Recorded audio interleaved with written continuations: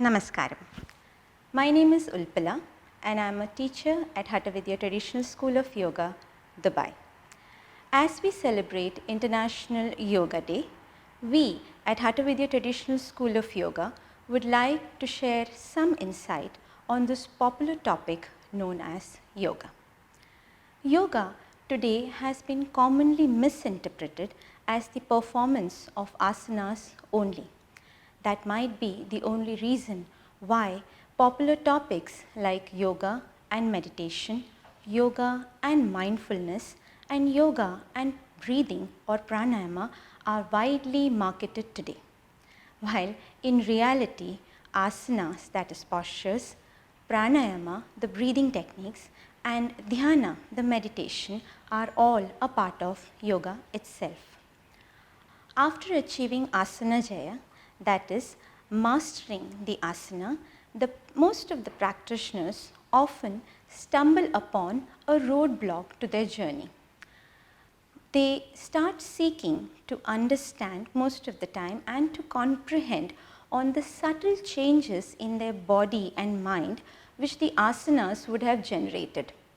Not knowing where to go and whom to ask for guidance and for the answers to the many questions that arise in their mind, their practice is curtailed and progress is stopped.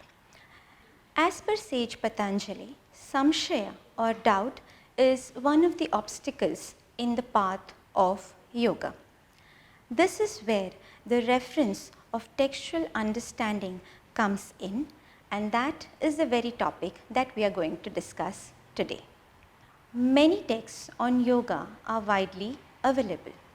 There is a huge repository of reference material available on the internet as well. So, does that mean that any practitioner can go to these reference material available on the internet or widely available outside and get clarity to his doubts that are coming up? The answer is unfortunately no. Fortunately, we have our ancient texts on yogic practices to rely upon. However, mere reading of these ancient texts may not be sufficient enough to get the clarity and proper understanding that is required.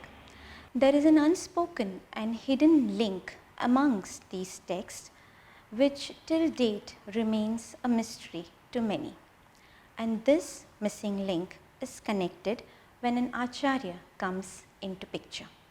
In short, yoga can be achieved only when all these three come together: the acharya's guidance, one's own practice, complemented by swadhyaya, which is self-study. Acharya's role is significant in conjoining all these three together, especially on what to do, how to do, and most importantly, why to do. Mostly, the language used in these ancient texts is in Dvibhasha, dual language. This is primarily done to preserve the essence of the ancient yogic practices, and only a competent acharya can make a practitioner understand the hidden meaning of this dual language. Good teachers quote pramana, the right knowledge from the ancient texts, and practitioners can ascertain their progress based on the reference available in the books.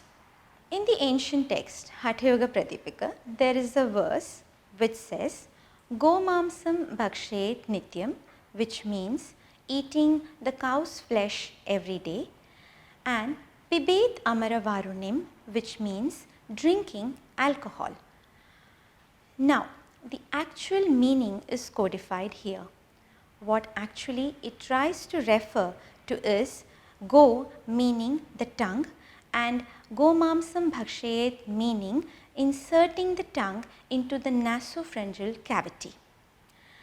Also, the reference to pibet amaravarunim, which is literally meaning drinking alcohol, is mentioning about the nectar that is oozing out from the moon, the bindu, in our body.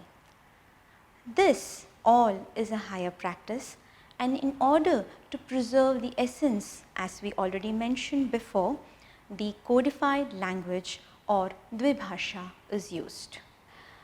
We at Hatha Vidya Traditional School of Yoga understand the relevance of the yogic texts, and that is the reason why Hatha Yoga Pradipika, Gheranda Samahita, Goraksha Padati and Patanjali Yoga Sutras are included in our training courses.